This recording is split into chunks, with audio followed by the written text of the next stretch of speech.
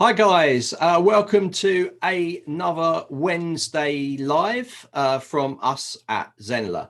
So before we get started, what I want to do is I want to show you what we've done with the NZ Masterclass bundle. Now I did a news flash today on Facebook and I sort of announced it, and we basically tried to make it a bit simpler. We've had a few questions like where do they go inside the platform? So to find where the structure in which they should work through. So I'm going to share my screen just a second and show you the page. So here we go. We have the page all here, and this you can find in tutorials.newzenler.com. And inside the NZ Masterclass bundle now, what we have done is we've structured it a little bit better. So we haven't used the standard block, the course block. You know, you drag a course block in and it shows all the blocks. We've actually manually set it up, which I'll bringing out a video tomorrow about that if you guys want to know how it's done. It's just a manual process. The only problem with a manual process instead of dynamic, it means that if I add more courses to the NZ Masterclass bundle, which is highly likely, then I'll have to go in there and manually update it on that page. But it's only one page, it's not a problem. So if we look down now, what we've got is we've got two areas: primary Zenler courses, and these are essential viewing on the Zenler platform. So if you're coming in as a beginner or intermediate, or you haven't really used the platform much, it gives you a kind of path or a journey through. So we say to you, start with the quick start guide, which is this one. Should finish that in about 3 to 4 hours. And then after that, or with that, you can download this basic setup checklist, which is a PDF. You can print it out and check off all the required fields that we put in there. And lastly, once you finish that, you'll have a foundation. You can move on to the complete guide to Zenler, where you can pick out the topics that interest you, or if you're feeling really brave, then go through it all. And that will get you to a beginner to advanced level user if you work your way through all of that stuff. Next, we got secondary Zenler courses. So these are courses that are not essential. These are just added bonuses for you guys because you've asked for them. So we got in there our live workshops, which we run every Sunday. We got one this Sunday. It's a live Q&A. It's probably an hour and a half, 2 hours. So it's a real big session. And we've run a few. So we've run some on funnels. Probably, I don't know if any of you guys have been on there, but you, if you have, we've done funnels, we've done forms, we've done basic tour, we've done the page builder. And last week we did users and emails. And this week we're doing a Q&A. And then we're going to break into some other workshops, which I'll announce near at a time. So then we got hardware software, which tells you about this kind of setup and the software that I use to create my media and my courses, my videos and all those sort of things. So there'll be more stuff added to that. Ethically copy a site is taking someone else's site and just converting it into a Zenler site. So for all you WordPress people, you might want to see that. So next one we got is Ninja. This is advanced coding. So we got this in here. So what we've done is we've structured it a lot better to actually make it more of a journey through, as opposed to a splattering of different courses that was confusing people. Of course, at the top, we've got our archive search. This is a complete database of all the videos, including all of the workshops that we do. They're from YouTube videos. So there's Ask Zenlers, there's Zenler FBHs, there's the pro interviews, everything. And it's all keyword searchable. So you can open that up, type a keyword, get the video, and bang. Do remember that it's not in context with other pages. So it's pulling out of a course, but it might be beneficial to go into the course and work through that whole module. Okay, guys, so I'm done there. I'm always going to monitor our little group on the group. So, oh, hold on. Let me just turn that off. I'm monitoring this. So if you want to put questions in there, feel free to put questions and I will jump to those in priority. But if not, I'm going to move straight in to the Facebook group and some of the questions that are asked. Now, I haven't really been on today, so I don't know what's going to come up at all. So I've got one here that says from Philip Usel A. And he's saying he's relatively new to Zenler. I know a bit about homepage programming. I'm not sure what he means by homepage programming, setting the homepage, I guess. So as far as I got along quite well with the page builder, but it is just or is it just me? As a page builder for Zender still full of bugs, and the simplest things like appending a URL or text or adjusting the spaces between objects or aligning takes forever. Okay, so Philip, this could be due to, I have no problems. I'm in and out and creating stuff all the time on the platform, and moving, adjusting, adding things in, uploading videos. I'm using it all the time. I've got a really fast internet connection, and that can be bogging you down. What I would say to you is make sure all other windows are closed, make sure you're live streaming, using your bandwidth up, and also turn off apps that you don't need, that are using up your internet bandwidth, because it might be a case that that's the thing that's slowing it down. So I don't think there's any other issues. Gunhild has replied, and she's had none of those issues, and I haven't as well. So I think it might be related to internet speed thing, because if I can't get that problem to happen, I can't really help too much. So that's that one done. So the next one we've got is, do you have any news on SEPA as a payment option for the market? Would be good. So that's a new feature request. We're not taking new feature requests presently until we've stabilized the platform. We are adding small little updates just to make things better on existing features. In fact, there should be some coming out soon. So but they're only minor. They're just changing things slightly. So no, we're not looking at SEPA as a payment option yet, but that, like everything, could happen later. So we're stabilizing the platform, getting everything working as best it could, speed issues, these kinds of things. We're trying to get things faster and faster and faster to a point, and then we can launch. And this is in preparation for our launch when our prices go up. And I think we got another price hike before we actually launch, but I don't know. I'm just guessing now. So we're hoping to actually launch by this year, so it will be full launched this year. After which, I'm sure the guys will then carry on stabilizing and making things faster and better, and you will see lots of new feature releases come out, and we work on them kind of in order of how many people ask for them. So if there is something that you do want, if you see it on a post, you send in your support asking for that new feature, or actually writing it down there. And we take notice of how many people are asking for a feature, and then they take higher priority than just one person asking for it. Obviously, it costs a lot of money to develop this stuff. Okay, so next we've got, hi Zenders, can you help me wrap my head around how to set something up? Okay, so this could be tricky. Right, I have a membership with a standard annual and monthly rate. However, within a couple of different marketing funnels, I want to present one-time offers and more heavily discounted annual rates. Is coupon the only best way to do this? Yes.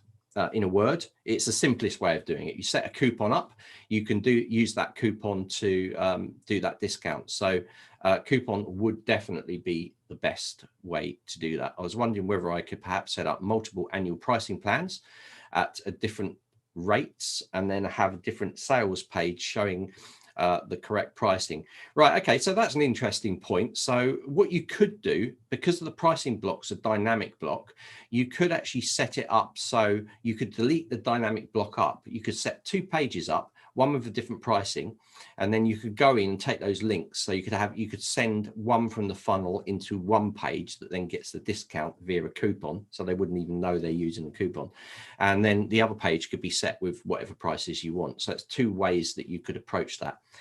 That's a good one, and I will do a video on that, because I'm doing more videos on how to do stuff yourself without using the dynamic blocks. So that is a really good question, Lisa. So that's answered that. Brilliant. Okay, shooting across to Marielle. She's got a good morning, and she's got a quick question. So got afternoon here, Marielle, but I'm sure it's good morning wherever you are. So quick question: when someone signs up for your site, they get the role students assigned. Would it be possible to change the word student for something else, for example, member? No, not currently. Not. We don't have custom user roles in there. You could, if they're signing up, we just use, I mean, they don't, it's like if they signed up as a student, they are a student, so they're in there. But I understand you want that membership thing.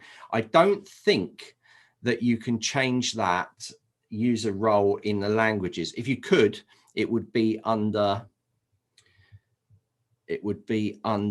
language, and it would be under here, but I'm pretty almost 100% sure that user roles cannot be changed because they're fixed in here. So no, I mean, you could tag them when they come in. You could set a tag on that button, although they're signing up. So no, the best option is to keep it as students. So we haven't got it. I know there is talk about actually setting up custom roles and things when people come in. So that could well be something that comes in when we do the new features. So hopefully, Mariel, that's answered your question there. Yeah, just give us a thumbs up. Any other questions, just put them in there. And I'll carry on through this. Okay, so what we got? So is it possible to insert a chat widget on every page? Paulo's asked this. So a chat widget. So I was looking at some kind of widgets. There's always, you can always put widgets on every page if you want to, but you would have to insert that on each of the pages, if you know what I mean. So if you can put it on one, you can put it on all of them. So where you're putting code in, you would obviously, because you don't want to put that code in each pages, JavaScript or whatever you're using to activate the chat widget or the AI widget or whatever.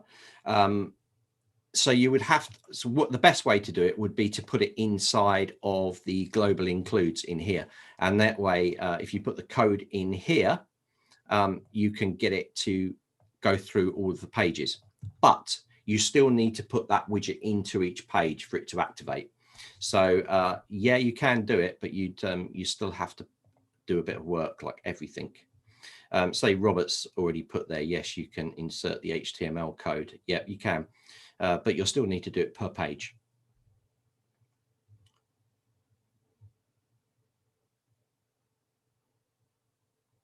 Yeah, so Marielle's come back there because she of the question about student changing the role to member. Unfortunately, Marielle, there's nothing I can do about that. That's the way the system works. We have those roles set up presently, and they can't be changed. If you need to, I don't know why it matters, because I sell printables. If you let me know why it matters to you, because they shouldn't see that anyway. As you know, you could send them when they actually go into it. If you're sending them to a thank you page, you can put welcome member instead of welcome student or those sort of things. So although in the blocks, the dynamic blocks, that language area that I went into, you can change certain things, remove member, you can't actually change the role that's in the system. So again, nope for that one. So moving back to Facebook group, is there a way to create a free course where the people who sign up are labeled as leads and not as students? That's an interesting one. No, because they're signing up for a course, they are students. So Amit's answers something here. The only way I can think of doing this is to use tags. Yeah, you could apply tags. So when they come in the course, you could apply them with a tag, so you know them. So tags can be added or removed when someone enters a course or goes through a funnel, any of those sort of things. So that's how you could locate them if you need to track where they are. But again, it's come to the roles, actually the same as what Marielle says. So yeah, exactly the same as you. So that's funny, you're tying up here with the same questions. So she's asking for leads instead of students. Could be really confusing as well. We would never let that set, because you would never know who your leads are and who your students are. There's a very definitive difference. If you need to tag them with something other than that, then you should tag them when they're either entering a funnel or they're entering a course. Okay. So guys, if you don't know about tagging and those sort of things, have a look at the live workshop that was done it's in live workshops in the NZ Masterclass bundle. And inside there, I've added users and emails. If you're interested in this sort of thing, Marielle, have a look at it, because it could help you, I think, with how you're thinking about this. And that will show you how to tag people on forms and how to manipulate users in the system. It's about an hour and a half long, the video, so it's not too long, and it's packed full of questions from users. So that's definitely a good one. So feature requests, here we go. There we go. So hi guys, is there a way to change the link color inside the non-dynamic footer without changing the global site settings? In the dynamic header, no, not without using CSS. Obviously, if you select a manual footer, then you can put it in any colors you like. But the only way to change it would be to go actually change it globally throughout. Now, I can understand why you would want to do this, because you might say, right, okay, well, I want a different link color for different sections in the footer. So if you're thinking about doing that, then either think about setting it up as a manual footer, just set it up yourself as a manual footer in there. Let me go to the pages and do it that way. So let me go into, where is it? I'm just going to go into that one there.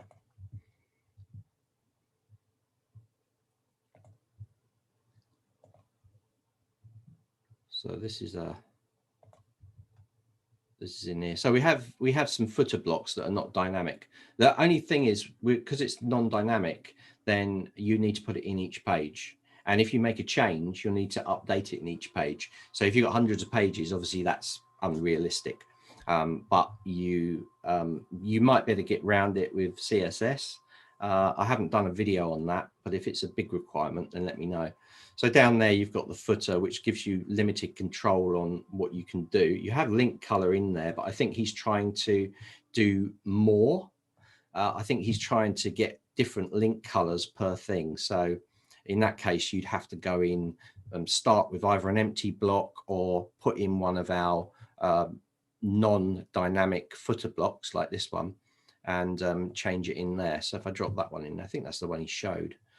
These are these blocks in here, which you could put, but as soon as you put a link on it, it's going to go to the default global.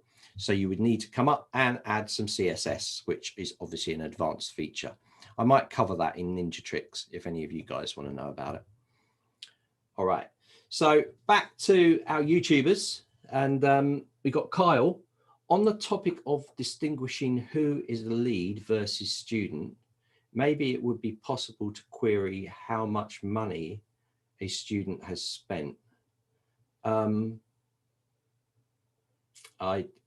don't understand that one. You can clearly see a lead and a student in the actual course. So Kyle, I don't get that. If I go into people here, I'm not sure I've got there, but if I added a lead in there, you can select a lead, and then I could choose test one.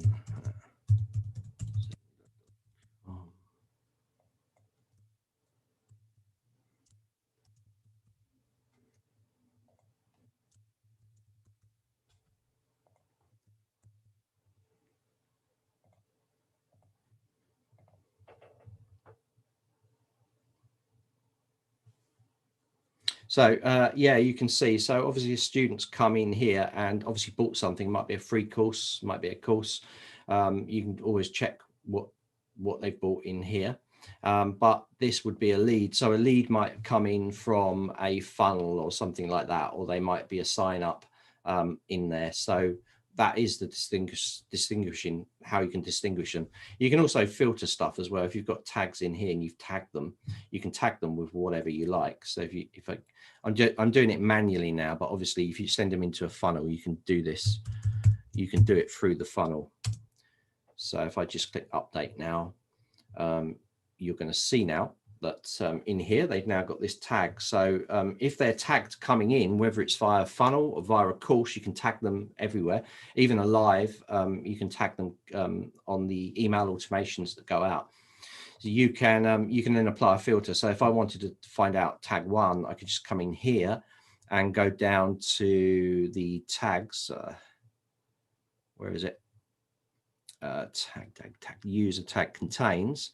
Then I can select the tag I'm interested in, and then I can apply the filter, and it would only give me someone that's got those tags. So we use tags a lot to be able to filter where people are. Sometimes you might add a tag when someone's coming into a funnel, and when they exit the funnel, you might then remove a tag, so you know they've gone through the whole cycle. Or you might remove the tag if they then go in and buy a course. So you can use tags very, very carefully, you know, very liberally, but you should also have a plan going in, what you're trying to achieve with the tag and who you're trying to target by tagging someone in there.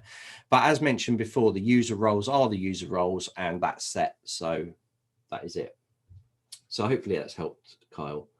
So Sulfire Alchemy, just joining. I'm sure you've already covered it, so my apologies if it's redundant. How can I ensure that a basic lead sign up automatically gets confirmation with whitelisting instructions? By checking if they've opened the email and it hasn't bounced. So you can check your bounced emails and things in the under the broadcasts. If you sent stuff out and you can see delivered, opened, you see bounced as well. So you can just find out in here if who's opened it or who didn't open it. As far as whitelisting, that's actually in the wherever they're collecting it from anyway. So if they add you to their whitelist, then good, they have, but they don't have to. So it's up to them. And in fact, on that note, I'm actually doing a video tomorrow because Rakesh was saying to me that it's a lot of questions have come in about email deliverability and all these things. So we're doing kind of a best practice. There's quite a bit involved. I was a little bit concerned because nowadays what they're doing, even like Facebook and especially Gmail, Google, are actually doing like a postmaster thing. So you can actually go in and submit your URL, so it automatically gets a kind of higher priority. So, but it means changing the DNS. You remember, like you changing the custom domain. A lot of people have had problems and are struggling with that. But it's nothing we can do. It's like it's your domain, so you have to change your DNS records. It's not something we can do.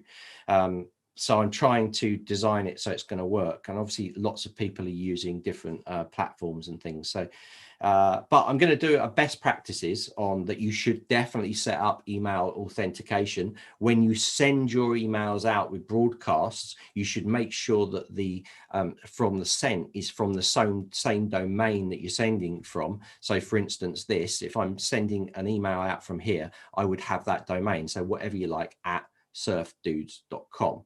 I would make sure it's the same. I would not put another email in there like David at Zenler. I wouldn't put that in there because otherwise there's a mismatch and then you're going to get spiked. You might get put into promotions inside Google Mail. You might get sent into spam or junk mail, and the same would apply for Outlook and other programs that are collecting the mail. So everything's got to tie up. I think the best thing to think of here is if you're sending anything out, you should make sure it's all from the same place. Don't try to hide. That's the thing with the internet now. We're trying to be, basically they're trying to be as transparent about things as possible. You know, it's like things like even Google look at unique copy and make sure people aren't stealing copy from other sites and using it or doing repeated copy. All these things are looked at and making sure that everyone's producing good original copy that doesn't break any copyright issues. And it's kind of the same with emails. You need to make sure that everything you send out is through the same domain, because I know that some users have actually set up their sites and then they've sent out the email broadcast and they've put in the send field or the reply field a Gmail account because that's what they use. But the system doesn't know that. And then it gets, and then they might go into spam, and then we'll get mail saying, well, it's going in the spam for all my users and things. And we're like, well, that's because it's different. It'd be like me sending one of your sites emails out using your email address. You wouldn't like it, you know, because it's supposed to be in the same place. So there's a lot to it, but it's quite simple. I think the best way of thinking about email deliverability is keep everything constant. you know, it's like branding. Everything's got to be constant through the site so that you can lead things on. So it's like if you're sending stuff out, it should come from the same domain. When you're actually doing your emails themselves, don't put too many images in there. Make sure the images are sized for the project. Don't load a massive great image in like that and then just scale it down, because it will still be that big size when you send it out. And again, that could whack it into the spam or junk folder as well. So I'm going to be doing a video on that, and that should be coming out, I think, tomorrow. So I'm going to send that out, and I'll put a news flash on the Facebook group for that as well. So hopefully that's answered that one. So Marielle has asked the question. I thought that people who would sign up only to buy a product, a printable in my case, would get an automated email saying that their role is a student. But I can change the email content. Yeah, absolutely. You can change the email content. Now, it depends if you're using, when you say a printable product, let's just assume it's a course. If you're doing automations through a course, then definitely look at turning off the emails that are coming out from the system. So inside of languages here, we have system emails, and these are sent out through here. Okay, so this will send out user role. So you can go in here and you should edit these. Again, I'm going to refer you to the user and email workshop that I did on Sunday. That's in the NZ Masterclass bundle in the live workshops. It's the last one we did. That covers all the stuff you need in there, Ariel. So have a look at that. If you get stuck, let me know. So Soulfire Academy she's in the Ninja Tricks. So they are fabulous. Yeah. So a lot of people are using the Ninja Tricks, but it is, we don't support it because it's all coding, and it's, you know, it's outside of the platform. It's just, I've got those skills, so I bring them into a course because people want them, but we're not supporting it. So just bear that in mind. So if you are tackling it, I do it in a really simple way. Hopefully Soulfire Academy will confirm that I make it nice and easy. So it can be overwhelming, but I do try and keep it really simple. And I do also try and supply the code. And I tell you everything that I'm doing. I'm not just typing here, you put this in, you put this in, and then it equals this. I'm actually telling you what I'm doing as I work my way through it. So glad you're liking the Ninja Tricks there. So Carl said, I was referring to the last person's comment about how to distinguish who's joined a free course if they've spent no money. That is a best. Yeah, they will come in as a student. So yeah, you could tag them, just tag them in on something, or you can just view the students in the course. So you can just go into the course itself. Have I got any enrollments? Where's my enrollments? Oh, no enrollments. But you can basically go in the course here and go to students, and you can see the students, if there were any, in here. Okay, or you can also filter them to find out the students as well. So if you're under people here, and you want to filter the people in a particular course, you can go into the advanced add filter, and you can go enrolled in course. Then you can select the course and then hit the apply filter, and it will show you all the people that are in that course. So you can tag them that way. You can also click them, and you can export them out as well. So again, that's in the emails and users workshop that I did on Sunday. So in other words, so Kyle's finished. All right, great. So I've caught up on my YouTube questions. So I'm going to jump back to this now, and we're going to have a look at more questions. So is text shadow a new thing, or did it just not notice it before? Or did I just not notice it before? It's awesome. I don't know. Text shadow, I've not used that. Text shadow has been around for years and years. So it's certainly not a new feature. Maybe it's a new feature in Zender, but we haven't added any new features, so it must be in there before. Gunhild. So, right, that's all right, Kyle. Right, so please can someone advise? Oh, managing DNS. Okay, so we've done, here we go. So this is like a classic case. It's we got someone obviously doing their custom domain, and it's on 123reg. But I don't think I've done a video on 123reg, so maybe I will. It's really hard sometimes, because it's like with I've dealt with DNS records for donkey's years, and it's quite easy for me to go in there and do it. But I realized that because like when you do it, if you do it on one platform, it's pretty much the same as another. You might have to not have the WW or any of these sort of things, but it's pretty much common on all the platforms. But we're going to try and cover a little bit more of this, because it's the one thing that gets people stuck every time. So I've been thinking of maybe a way to kind of do a sort of a little widget or something, so that when you select the common DNS like 123reg or control panel or Namecheap or GoDaddy, we'll have some options come up. So I definitely will work on that, because it is something that's holding people up, and we're getting a lot of questions from support. So if we can nail that, it would be really good. So Jane, I will get onto that as a priority, I think.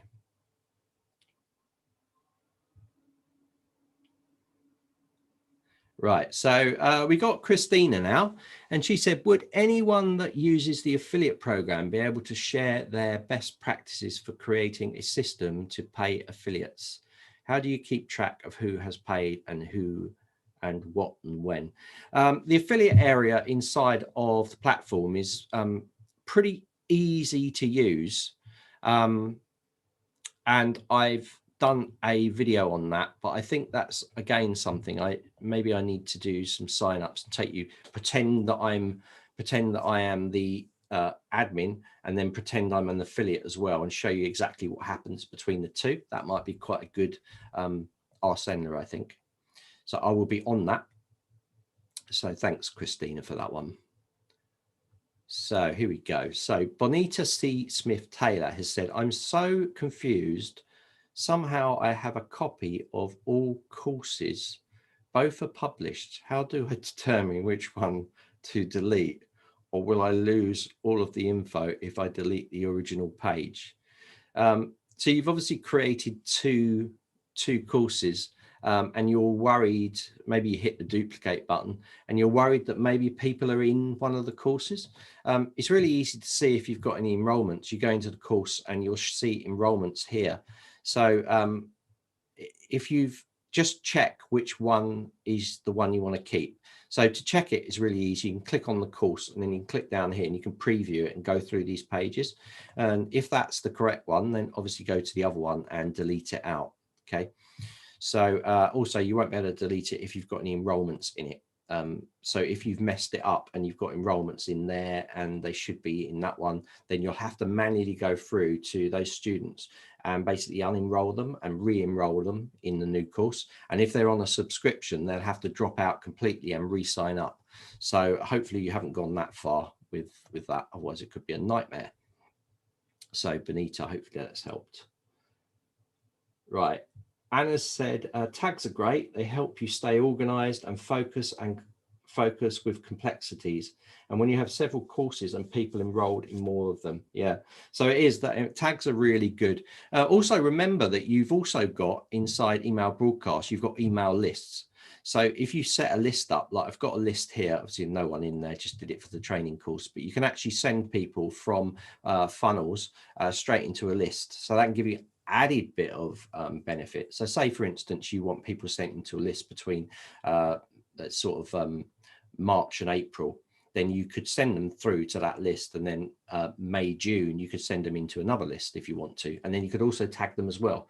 So you can filter them on list and you can filter them on tags. So it's yeah, it gives you all the flexibility you need. We're still working on doing things better, but that's such as the role thing that was mentioned. So maybe that will come into effect when we've stabilized the platform. So back to the Facebook group. I'm just going to check the time. It's time I kind of wrap up, but I'm not Zenler related. Okay, let's skip that. Can you use Google Workplace as a verified NZ email? Yeah, you can. I want to be able to catch replies from cloud source of forward emails and name cheat. DNS doesn't work. Yeah, I'm going to do this video on that. So you'll actually use the Google Postmaster to actually confirm it. So David, I'll be doing that. Actually, I'll reach out to you personally because that's quite a good question. So yeah, that'll come up tomorrow. Now I've done quite a few Ask Zenlers this week. I've just done 4. I haven't uploaded them yet. And we've also been working on a new course, which is branding and design. So I'm going to show you something now, just a sneak preview, because I always give my YouTubers a sneak preview of stuff. So let me just get this. I'm just finding the file and I will show you what we're going to do in a new course that's going to come out. It's basically a case study, and it's a case study for an actual instructor that's with us called William Song. And he was really struggling with making his site look good. So I asked him if he wouldn't mind if I turn it into a case study. So actually, I did the work as well. So the case study was me showing how the work was done as well and why we did it. So this whole thing about branding and design, I've also got 4 decades of experience from a branding expert called Ian Hamilton. That is one of you. He's one of the instructors. So he doesn't work for Zenler. So he's just offered and done what's called a branding blitz, and he goes through a lot of information. And I pick up and I show you how to use some of that to actually create kind of a branding sheet to give you consistency running through your site. So this is the site that William had to start with, and this is what we come up with at the end. So you can see that we now have a journey going through the page. It's a lot clearer. There's not lots of copy going on. We don't jump from font style and various font sizes throughout the pages. We've also enhanced the logo to actually make it look better and to work with this site. So this is all in this case study. So this is really exciting. I'm really, really, really excited to get this one over to you because I think you'll love it. And I think there's a real big need for it because it's nice to do your own work, isn't it? You know, rather than pay someone to do all your branding and stuff for you. If you're on track, it's not that hard to do. So this course is really going to help you. So I run through William's stuff. I'm also going to talk to him about it afterwards. And we got a few sneaky surprises in that course as well. So I'm hoping to bring this out in the sort of next week. There's a little bit of a delay, but I'm going to bring it out soon. So I think you're going to really like this one. And that's coming up. So a sneak preview for you guys. Right, brilliant. Okay, guys, so that's about it for this week. So I'll be back on Sunday where I've got the new workshop going on, which is a Q&A. So I'll be posting that. You're going to see that post in the Facebook group, or go to tutorials.newzenler and you're going to see under the live workshops that we've actually got that. We've got that in there. So let me just hop across to tutorials. There we go. And I'm going to put it in here. Okay. So tutorials.newzenler.com. Tomorrow it will be in here so you can register for it. I think we've got about 91 people at the moment.